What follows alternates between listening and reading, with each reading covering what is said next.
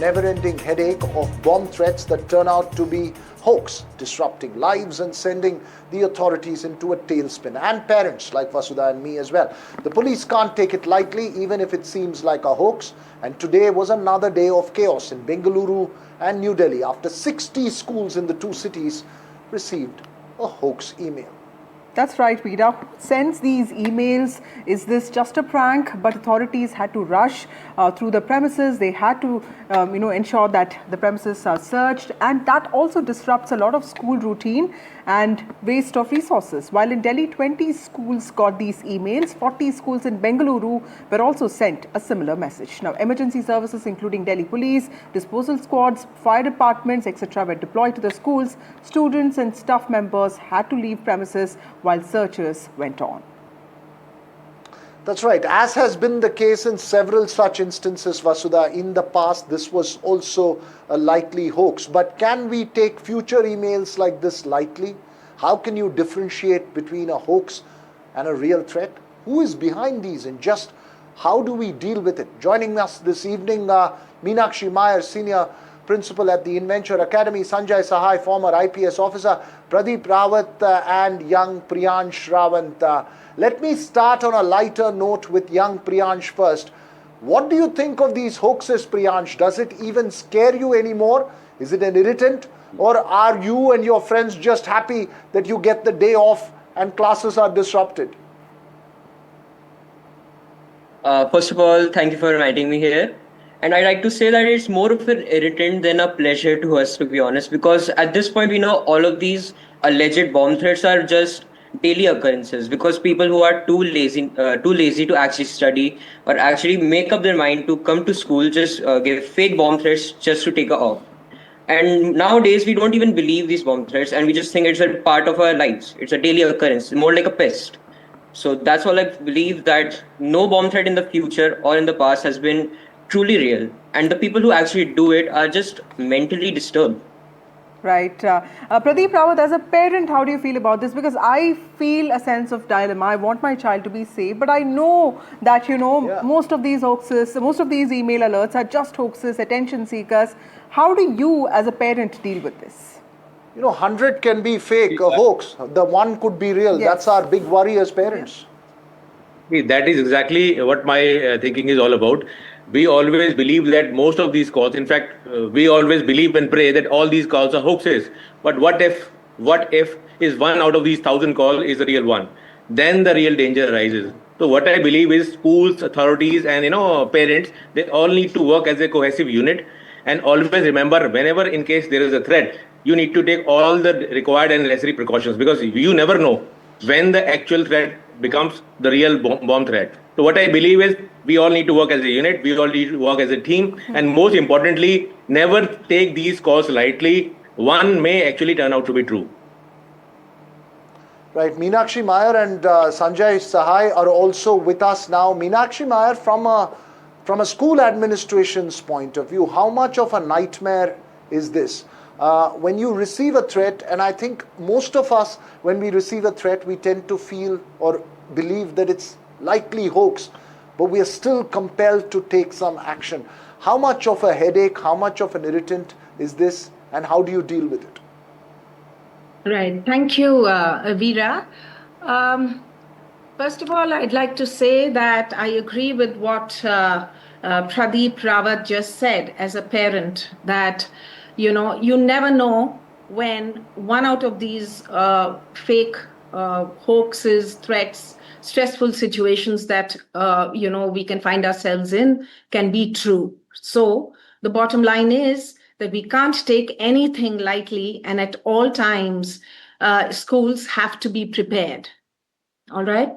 So and going further, I would like to say that while we can't be complacent as schools, and we've got to have our systems, our processes, the back end, our emergency response teams, everybody, all of us in school have to be on top of things always. Yet, at the same time, we cannot let fear paralyze our institutions. Right. So what I would like to say is that preparedness is the mantra. right? You got to be prepared. You cannot live in paranoia. But preparedness at every step is what is the need of the hour in stressful situations like the ones that we find ourselves often. Absolutely. And whatever, sorry. Mr. Sahai, if you look at what the court has told the schools to, come up with SOPs to deal with such situations better, what worries me is also the kind of emails that many of these schools have been receiving. These are mostly students, people who could be mentally disturbed, people who could be under pressure. How does the police, how do policemen, investigators even deal with a situation like this which involves really young people? I think the senior principal, which is the panel, was talking about the preparedness part of it. But what I have seen in last couple of years, the preparedness has not improved by an inch.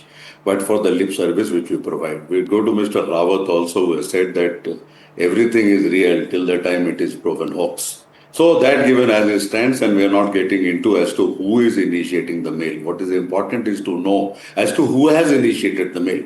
The nature of that fellow's mental frame or his grievance or his grouse is of no consequential value. So we'll start with the first most important thing, and the SOPs. If they are there, I don't know whether they are there or not, and if they are there, they are very archaic, might be of the medieval ages. So we start from where we need to start, that the SOP. Now the SOP, if you get into any of these schools and if you get into the CCTVs, the video analytics which they are using, which will be of a very, very old vintage. I'll tell you, when you are getting into the SOP, there are two things which are required, is how fast you can perform the drill. So that will provide ease, and how fast the investigators can get onto the right track of investigation. As far as the CCTVs are concerned, I think you can literally track every inch of the land if it is planned in that particular manner. So as early morning every day, if you do a CCTV footage audit, you will be able to find out whether somebody has gone in, somebody has gone out, and whatever has happened, if there's an object which is left out there or it is not left out there. Today what is happening is that every inch of the land, the police with their bombed out disposal squads and the police dogs, they go over to the whole place, and then they will tell you whether it is impacted, it is not impacted. I think we have to graduate to a level where technology has to be used in a much better fashion.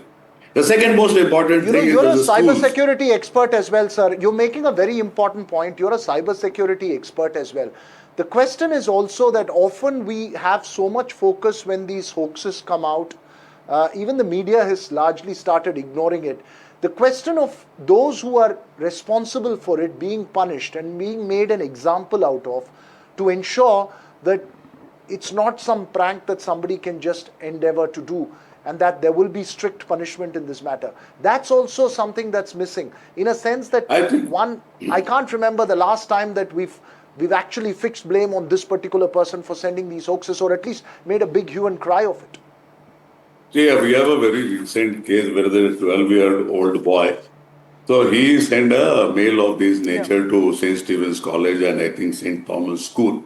And inadvertently, he was called by the police, and they have basically counseled and sent him home.